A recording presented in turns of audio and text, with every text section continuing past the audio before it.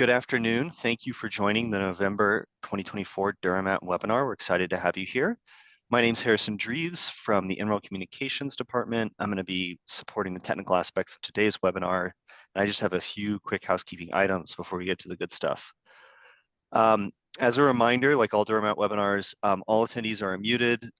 We've got two options for audio. Most people can listen through their computer and it works great. But if you are one of the unlucky few for who that is not working today, you can always listen by phone as well. Do that either by clicking that up arrow next to the join audio button in the bottom left-hand corner of your screen and choosing phone audio, or just leave and rejoin, and you can choose phone call when you join the webinar. If you're having technical issues, audio or otherwise, I'm available in the chat and we'll be looking out for that. So please just message me in the chat box. And actually, I will need to turn that on. So as soon as I'm done here, I will enable the chat for everyone. So just message me in the chat if you're having any technical issues. If you have a question for Dirk or about any of the research or findings, please put that in the Q&A box. So questions for a presenter go in the Q&A box with a question mark. Technical issues go in the chat panel. You can submit a question at any point during the webinar, and we will get to as many of them as possible at the end of the webinar. All right, with that, I'm going to hand it over to Teresa Barnes, the Director of DuraMAT, who's going to introduce Dirk, today's speaker. Teresa? All right. Well, thank you all for attending. Again, my name is Teresa Barnes. And we're so glad that you're here. We hold these webinars monthly on a variety of topics, and our goal is to provide information about DuraMAT work, or as is the case today, other topics that inform and influence DuraMAT work. If you're interested in finding out more about what we do in our research portfolio, please visit our website at www.duramat.org. Today we have a special guest, Dirk Jordan, who was requested by our industry advisory board to come talk to us about PV in extreme weather. He's going to talk to us about what works, what doesn't work, what isn't survivable by any systems, and how we can tell the difference by looking at systems that are adjacent and what's changed between the different systems. So we are very much looking forward to hearing from Dirk. Just for reference, our next webinar will be presented by Donna Kern, also from NREL, on December 16th, talking about reliability and durability of glass modules. So now handing it over to Dirk. Thanks again for joining us. Thanks for having me. So I'm going to talk about solar PV in extreme weather. And so this is let me see if I can minimize this here.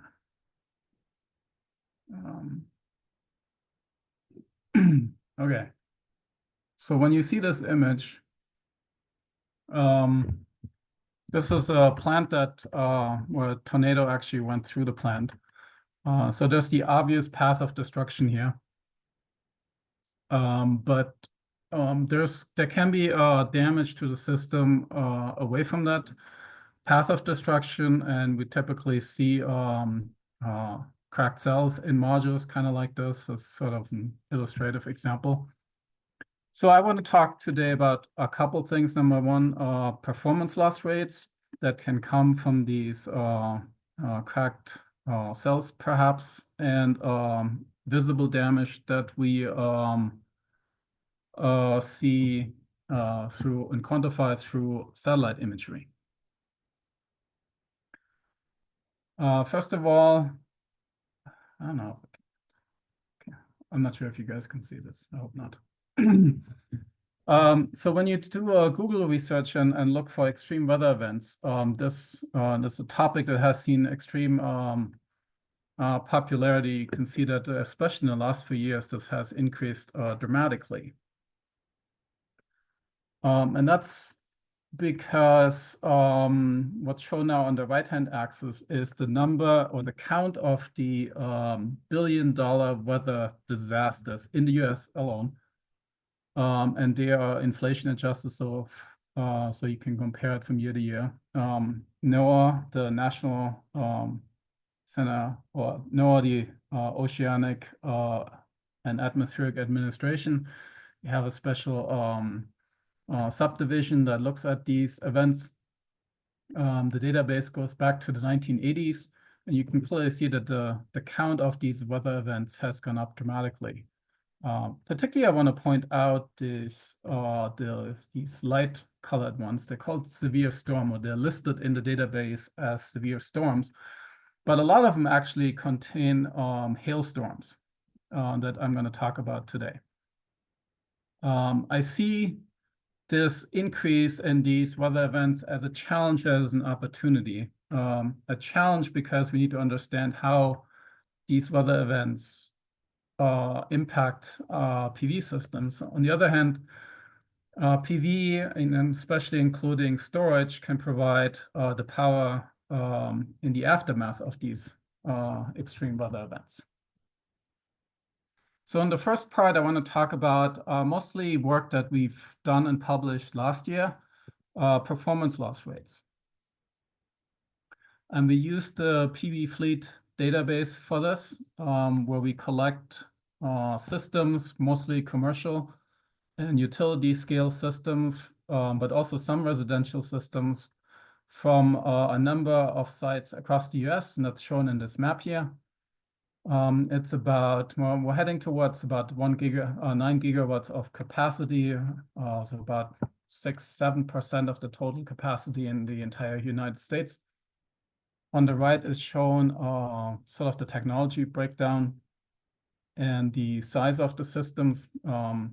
So the mean is about 4 megawatts, so typically large systems, and we typically have 5 years of data available, typically high resolution data, so 15-minute data where we can really study the behavior of these systems in detail.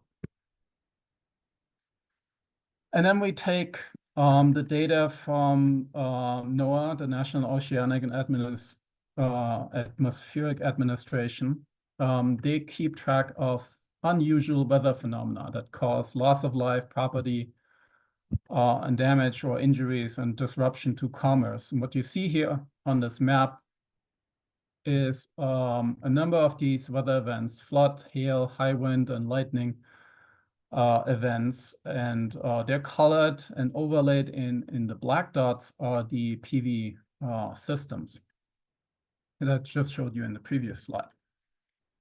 And then we determined weather events that came within 10 kilometers of one of these existing PV systems, and then took a closer look at the performance of these systems.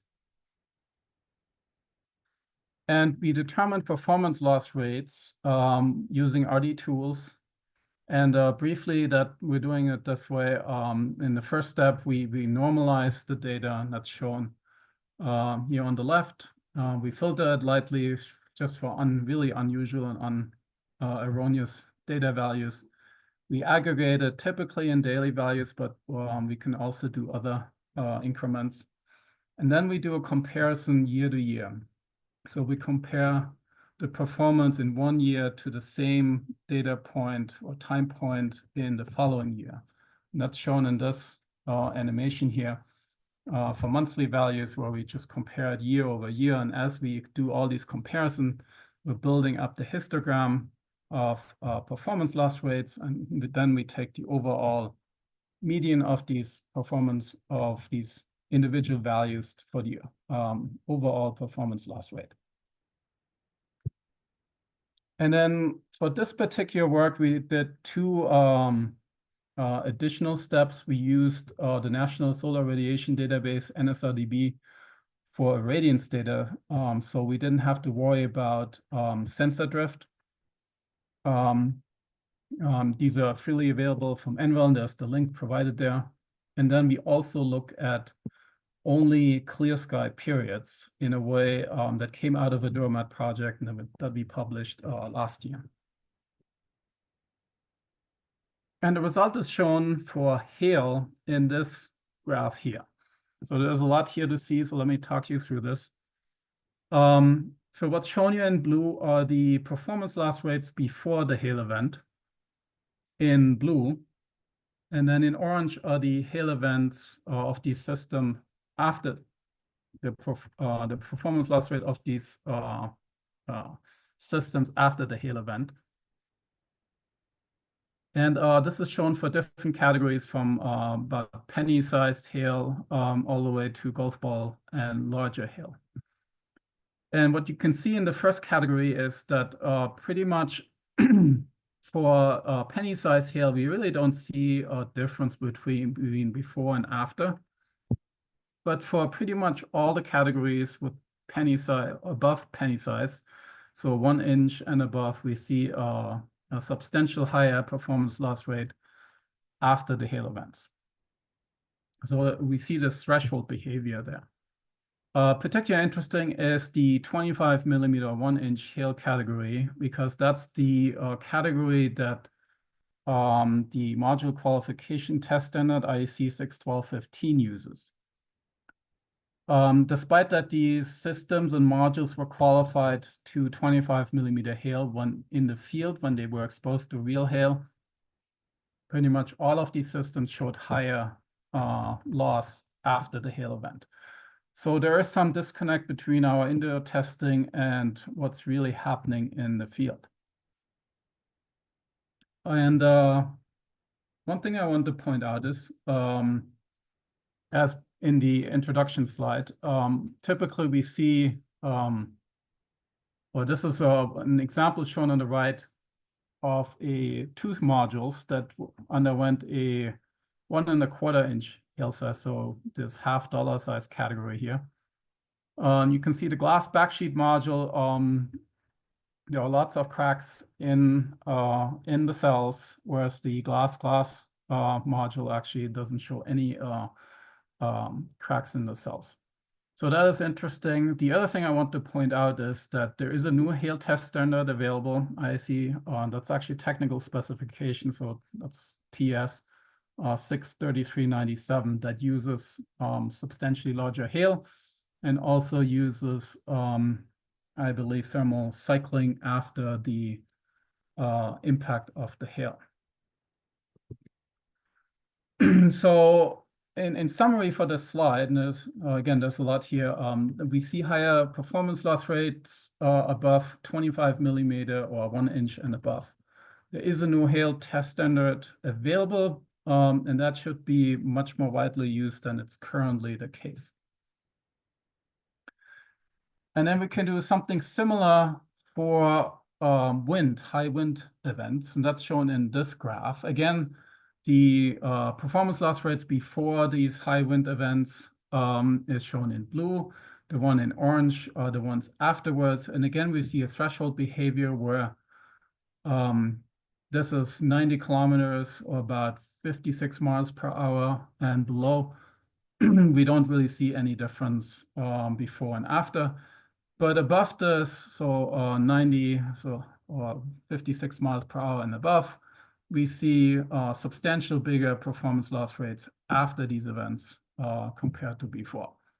In some parts of the systems, we don't see a difference, and that's because the wind, some part of the system might get wind sheltered, so are protected from the really high wind speeds events.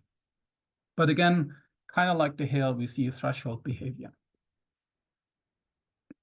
And you can see this in one of these systems here. That's one of my favorite sites in Las Vegas. That's a desert location. And it's one of my favorite sites because it has the same modules installed on different buildings at the same time. For this particular site, we have 4 years data before the storm and 6 years after the storm. So we have fairly high certainty about how these systems perform before and after. And what's shown here in these insets are the performance loss rates before the storm in blue again. And so what I want to point out is there's a fairly large performance loss rate before, and you see the difference here on the gym and building A have a fairly high performance loss rate compared to like these other buildings.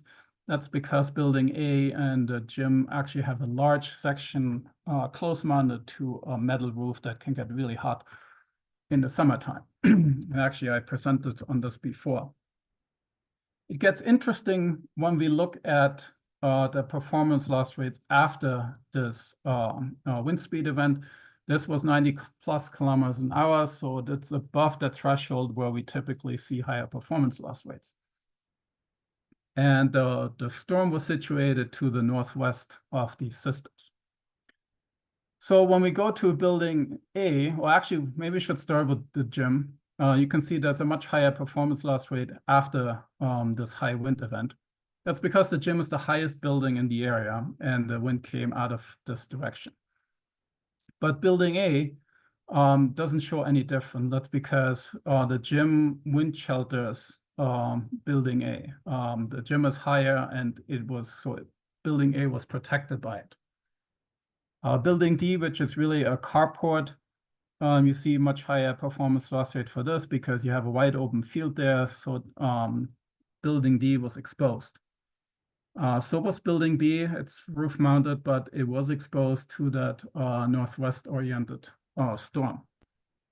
But curiously enough, building C doesn't show, despite the fact that it was exposed to, it didn't really show much of a performance loss rate difference, at least with overlapping uncertainty bars. We can say they're approximately the same. So when we look at more closely what happened at building C, we can see that building C is surrounded by a parapet that kind of protected the modules. There's also a wide space around from the edge of the building where no modules are mounted. There is actually a Structural Engineers Association of California publication from 2017 where you can actually calculate the space from the edge of the building to the point where modules should not be mounted or to the point where you can actually mount the modules. So as the wind comes across the building, there's some really high uplifting forces that can lead to severe damage to the modules if modules are mounted in that area. And that brings me to a case study that you can see here. You can see the modules are relatively closely mounted to the edge of the building. And in the video on the right, you can we'll see what happens there. You can see we have more than a performance loss rate issue now. The modules are being ripped off the roof, and now we have severe damage, and that car was actually lucky not to get hit.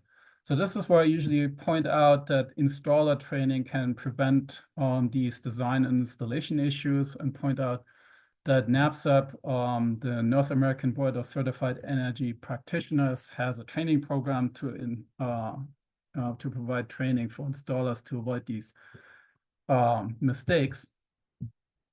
While the mounting close to the edge might be a contributing factor in this particular case, really there were a number of problems in the installation that you can see here. They use these double clamps, which is typically should be avoided in high wind speed locations, because when they get, when they're crooked like this, and you saw this actually in the videos, like one module starts to come off, then you have the zipper effect, and it goes down the string, and all the modules starting to fall off the roof. They're partly threaded bolts, and the mounting brackets were much too weak to withstand that kind of wind speeds. All of these issues are kind of known issues, and there's a lot of really good information, either from NREL or from the Rocky Mountain Institute out there. But that brings me to visible damage. And we have been investigating this through satellite imagery. So some of this damage is large enough that you can see this through satellite imagery. So I'm starting here with wind this time. And what you can see is a system, a commercial system that got damaged in Hurricane Maria on Puerto Rico. That was Hurricane 5, was pretty severe damage. And we quantified this by outlining each of the part of that system where modules were missing off the rack in red. Now, granted, this is the most extreme example that we have, but everything you see in red is where modules are missing on the rack. So in total, we have 50 of these commercial sites, and then we can build a relationship between the damage and system configuration and see what kind of lessons we can learn. And that's shown in this graph. In general, you have the higher the wind speed, the more damage. That's not terribly surprising. That yellow bar, vertical bar, is the threshold that I've shown you in the previous slides, where above which we see higher performance loss rates. But there's also quite a bit of scatter around that trend, and that is kind of interesting to take a closer look at this. For example, this system here that I'm pointing out, this, despite the fact that this was above or below, below the threshold above which we see higher performance loss rates, it showed a fairly high percentage of damage. And as you can see in the image on the lower left here, the modules are mounted all the way to the edge of the building, just what the Structural Engineers Association of California specifically called out not to do. And so it's unsurprising that the site sustained higher damage than equivalent system down here.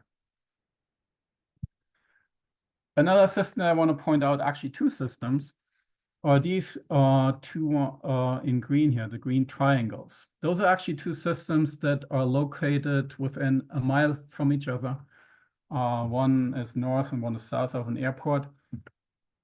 So this location is essentially the same. But the upper one that shows about two orders of magnitude higher site damage, there were some known mounting issues at that site. And then unsurprisingly, you have a fairly high damage at that site. So I think, yeah, this is it for wind. And then we can do the same thing for hail. So on the left is shown a commercial site that was damaged last year, 23, pretty severe hail, 3.5-inch hail, 90 millimeter hail. And again, we have collected enough data from about 55 commercial systems. Again, there's this threshold, the yellow bars, the threshold above which we saw higher performance loss rates.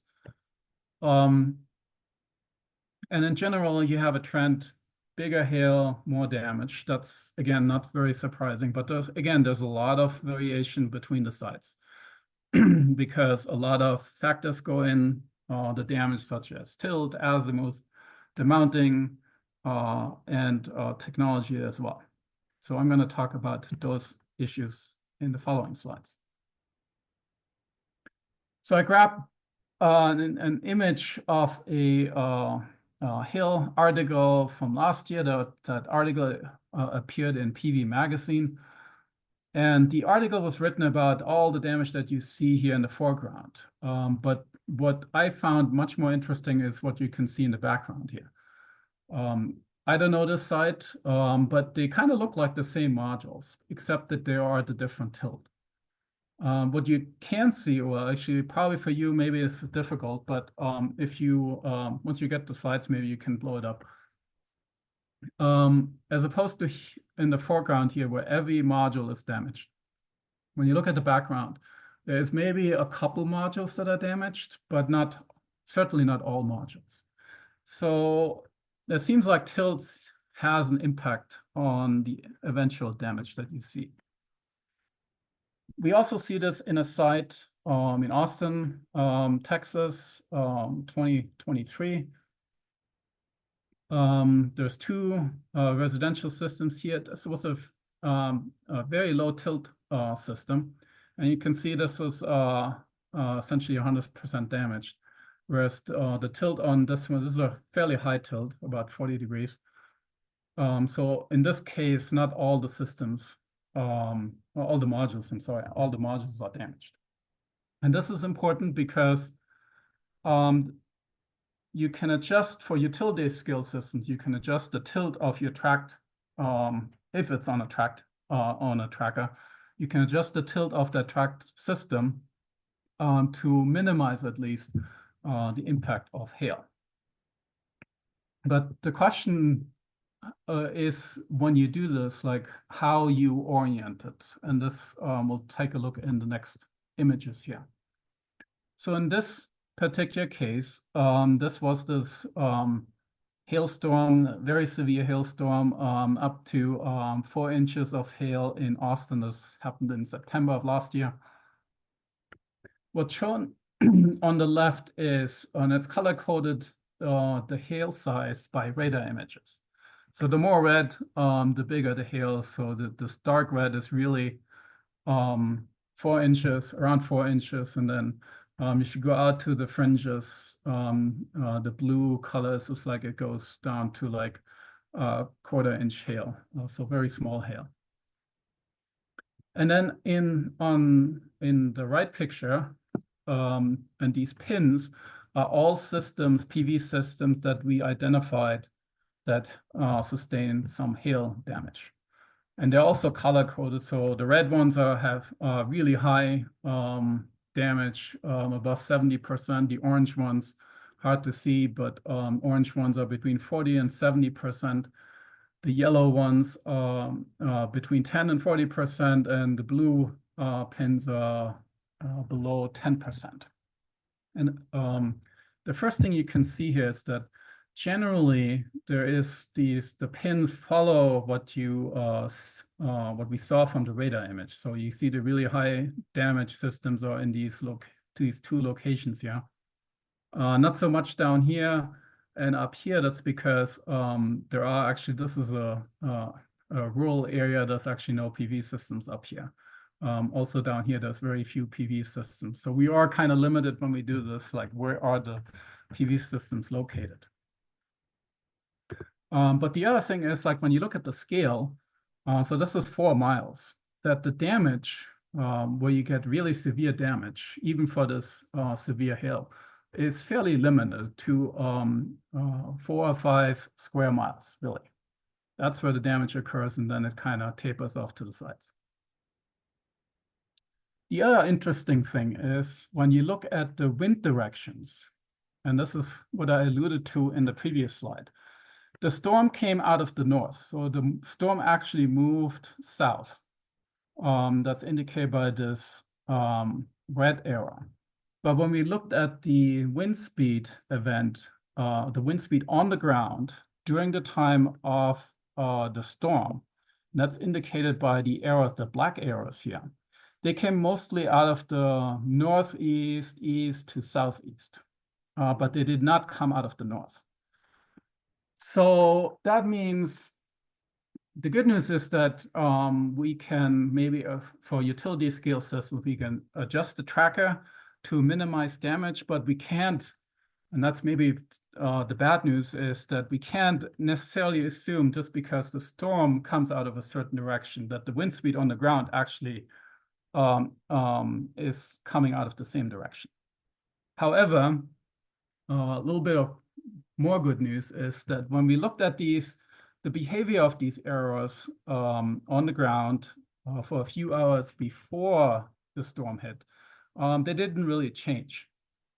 So that gives us enough time really to look at those systems at the wind speed on the ground a couple hours in advance and adjust the tracker accordingly. And we verified, or we could actually verify this damage from these systems that the wind came out of these other directions. And I split this up between large hail on the left and extra large hail. And this large hail, which is I defined here as 1 1/4 to 2 1/4 inches. You can see that east, southeast, south show much higher, actually significantly higher damage on those systems than the other directions. Maybe there would have been for the northeast, but we only have a few data points, so it's kind of hard to determine. But that kind of confirms what we saw with the wind speed on that arrow plot that I showed you in the previous slide.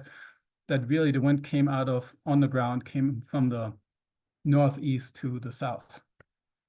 Once you go to extra large hail, now really large hail, it really doesn't matter anymore which direction the wind blows. You can expect severe damage on those systems.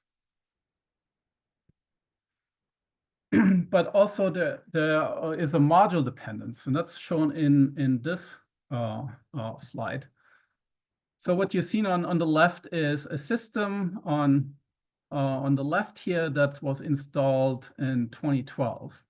And the modules that I circled here, they were installed 2 years later. Obviously, the ones that are pointing west here, down here, I'm not looking at so much as these, but when you compare the modules up here from 2014 to all these other modules here from 2012, they actually are, you obviously have the same azimuths, but also the same tilt. And you can see that the system here from 2014 shows higher percentage damage, 30% versus about 10% damage. You can also see this on this commercial system here. Underwent the same hailstorm here. These modules were installed at the same time in 2020, but the modules on the left show about 40% damage, whereas the modules on the right show about 70% damage. Not only the coloration is different, when you zoom in, you can clearly see the difference in the modules. And we can also verify this statistically. So on the left is shown an example. This was a system initially installed in 2012. And there's some images here, but then the system was removed in 2022 and it was replaced with new modules. If you look closely, you can see that the form factor and the system configuration has changed. And the ones, the modules oriented to the south showed pretty much 100% damage. In the graph on the right is a statistical comparison of damaged systems, but also in that same location, undamaged control systems. In a category from 2011 and above, 2019 and above, and newer, really new modules, 2020 and above. And in this graph, we accounted for, so they're all oriented in the same direction, south facing, about the same hail size from 45 to 57 millimeter hail, and the same roof tilt. So these are like the example shown on the left, residential systems. So these are box plots. So the median is indicated by this horizontal line, and the box indicates the 25 to 75th percentile. So there is a statistical significant difference. You see higher damage for newer systems. And you can also see this when you look at the numbers above here. The damaged systems goes up, but also the number of undamaged systems, whereas like the older systems, we have like fairly substantial amount, 26 systems in that area that did not get damaged. Very few modern systems got damaged. So this is an interesting learning that we see a higher damage for the newer modules. And one of the concerns, of course, is with this is the glass thickness. What's shown in this graph is the front glass thickness for modules, commercial modules that I've gathered together from the 1980s, where you had more than 4 millimeter glass, to today, where you actually have a lot of them are 2 millimeter glass. I'm aware actually of 2 different types of modules that use 1.6 millimeter glass. So when you go to thin glass like this, the heat strengthening is different, and that could make the modules more vulnerable to damage. But not only this, the front glass thickness has changed. The layout of the modules has changed too. So when you see on the left is a more traditional layout of module where you have the junction box on top here. that changed in the 2014-15 timeframe with this twin layout that came through the half-cut cells. We have essentially two twin circuits above and below here, and the junction boxes and I believe the bypass diodes are here in the center. So that can make them vulnerable too. By looking at a lot of these images, and these are kind of grainy images, but they're satellite imagery. So what's shown on the left is traditional module layout, and on the right sort of that twin module layout. What we noticed is that when we looked at hundreds and hundreds of these images, that it seemed like when you looked at at modules that got hit only once or twice or had a spot in one or two locations, they tended to be around the edges, not in the center of the module. And so what we did then is we measured the length and the width of the modules each 3 times and took the median of that, and then measured the location of the strike a couple times each in the width and the length.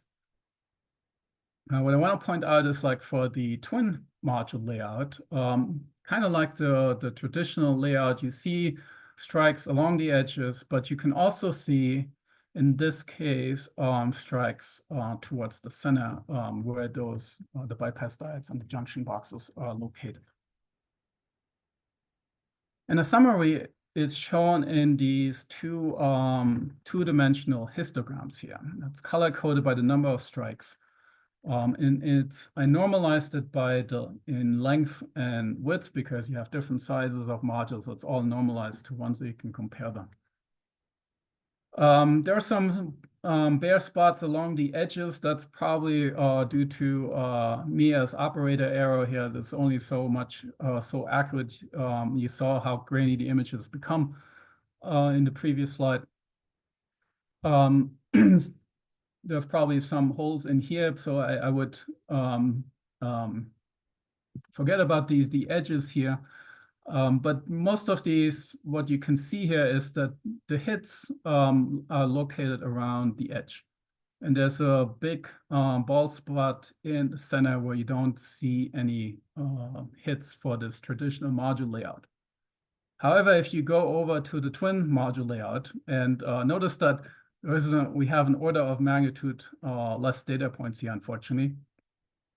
But again, we see hits along the edges here, but also now, and that can be an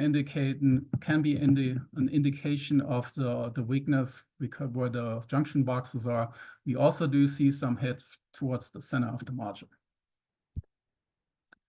And knowing all this, we can actually look at what I call the heterogeneous module damage.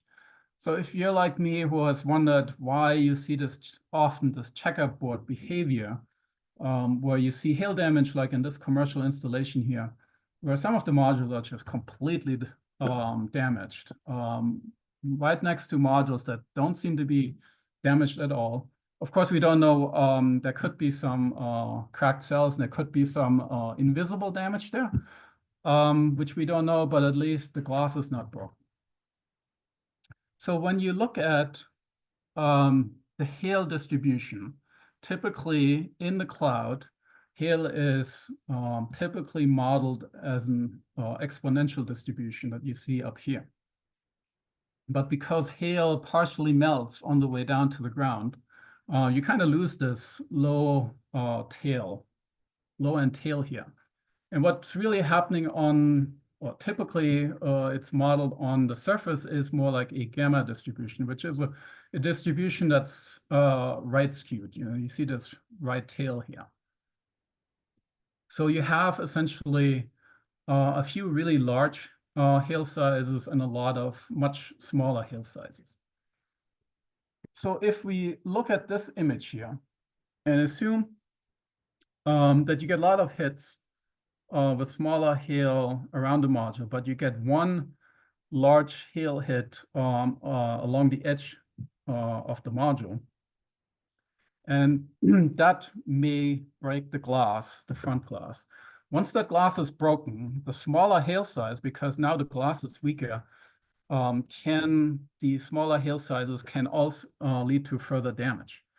But if this hail size, this larger hailstone happens to hit in the center, where the module has more flex, and it may not break the glass, then the smaller hail sizes may also not damage the module.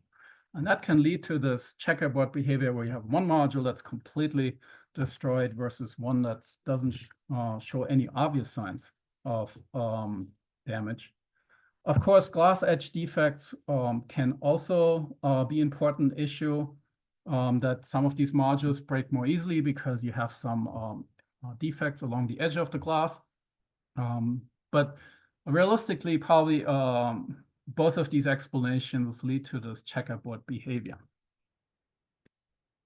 One famous case of this happened earlier this year in Texas. Near Houston, that system, the Fighting Jay's solar PV system, that made the headline news. It went all over the social media. You can again see this checkerboard behavior where a lot of the modules are just completely destroyed, but some of them seem to have survived quite fine. One thing I didn't see in the media reports is that storm hit at 3 a.m. at night. Now, this is a southern Texas location where it's typical. I would imagine that, I don't know, but I would imagine that this system was in horizontal or at least near horizontal stow. It's possible that there was more damage to the system because it was near horizontal stow. This would be kind of interesting to find out for sure. Maybe somebody in the audience would actually know this. I was looking through these images. I was looking for an image where only a few modules were damaged.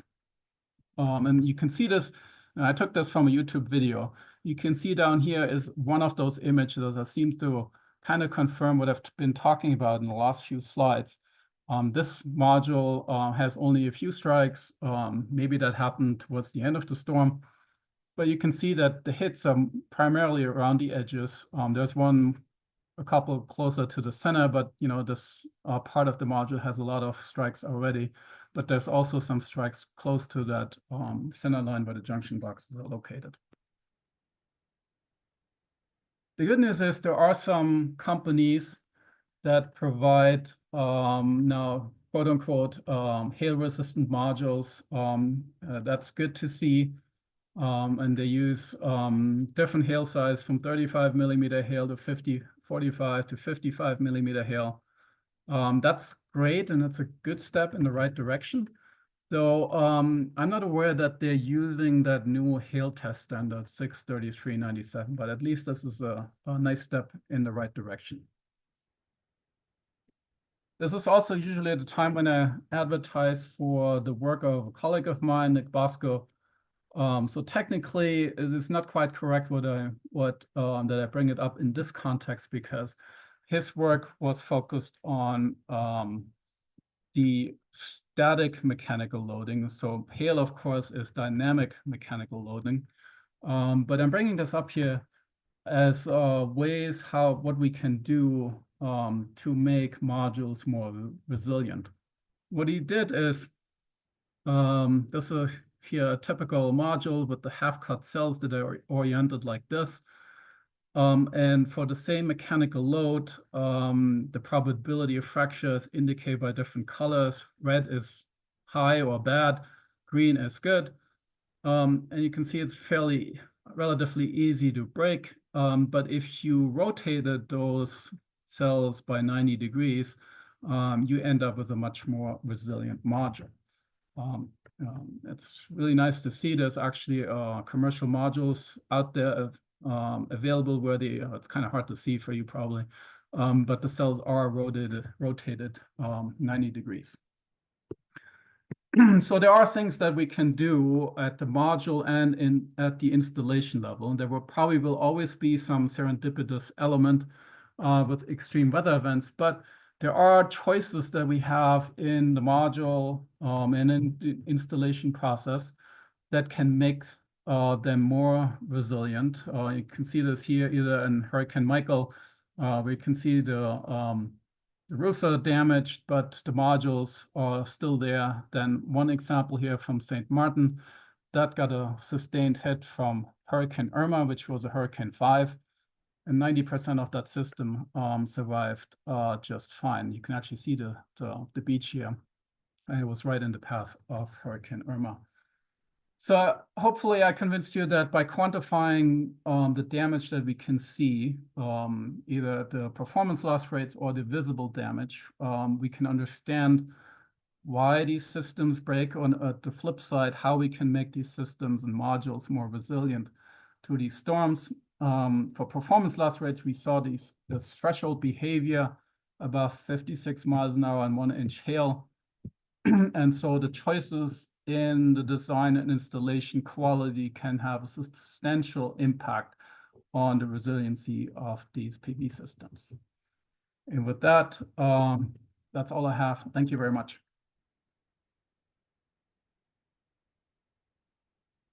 All right. Thank you, Dirk, so much for this excellent talk. I will encourage people to, again, put their questions into the Q&A. There are some that are in the chat. We'll try to pull those as well. But I do want to give people time to ask questions. And while Dirk gets a chance to get a sip of water again or whatever he needs, I'll also say that there are other projects going on that are very complementary to this work. So Harrison has put up a link to the PV Fleet Performance Program in the chat that everyone can see, which is something that Dirk and so many others here at NREL also work on, along with some industry efforts, particularly focused on hail, that are pretty complementary to this work. So thank you again, Dirk, and I will start going through the questions in the Q&A and in the chat. And the first one is asking about vertical testing along with glass versus glass backsheet modules. So have we seen a difference in glass and glass backsheet modules in general? We'll start there. Well, let me jump out of here and go back to one of the other slides. So for hail, I have, where was that? Right here.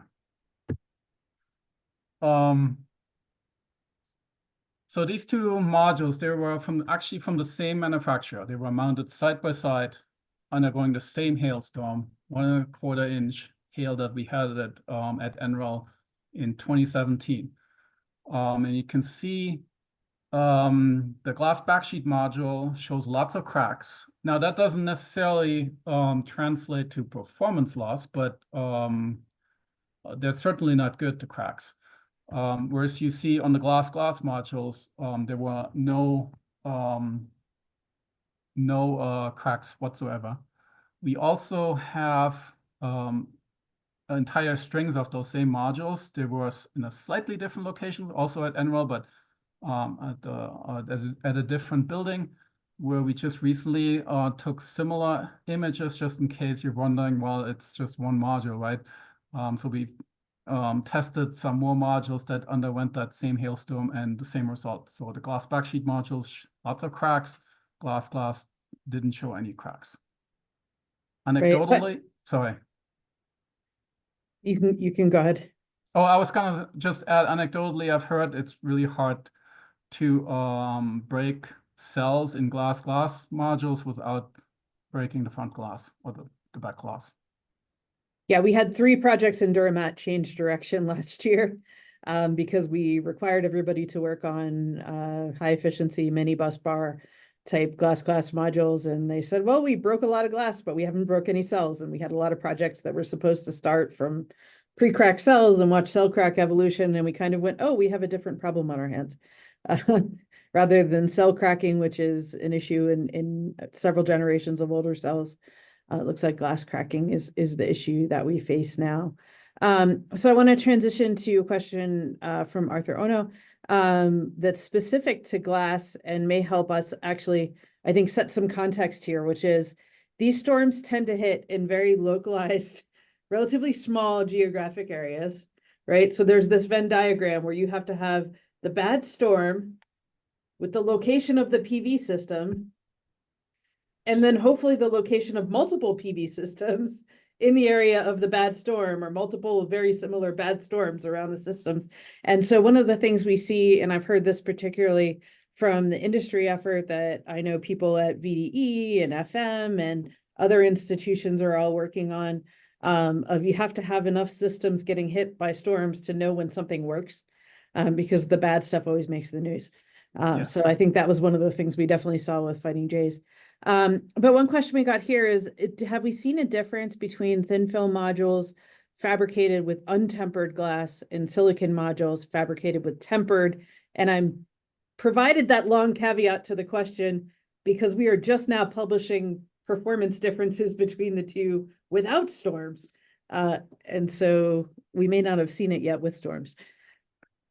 I have looked at this. Okay. And the answer is I have not seen a statistical significant difference.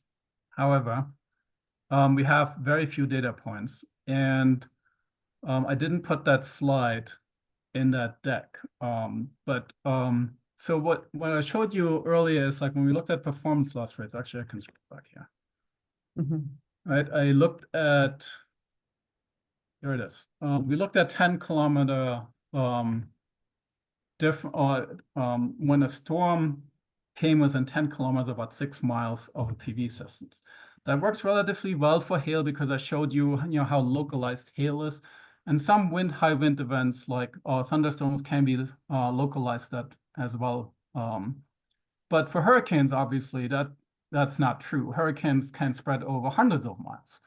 And so what we actually did is we opened up that radius to 100 kilometers and found indeed a couple thin film systems, and were able to compare them to silicon systems. Now, for the silicon systems, there was a difference in a couple systems. So a couple of those silicon systems showed a higher performance loss rate after the systems. The thin film did not show that difference, but keep in mind that the thin film is glass package, whereas the silicon system in this particular case, where we had the data from, were all glass backsheet. And it was statistically not significant, so we need more data on this, obviously. But I'm looking at this graph, and this is why I didn't include it, because I'm not certain about this yet, and I would like to have more data before I share this more widely. I think it's more of a comparison what we have so far from glass versus glass backsheet as opposed to thin film versus silicon. Okay. I certainly can buy that. There's a couple questions that have gotten around to the idea of vertically mounted, either in BIPV or freestanding vertical modules, as a possible, mitigation strategy for hail.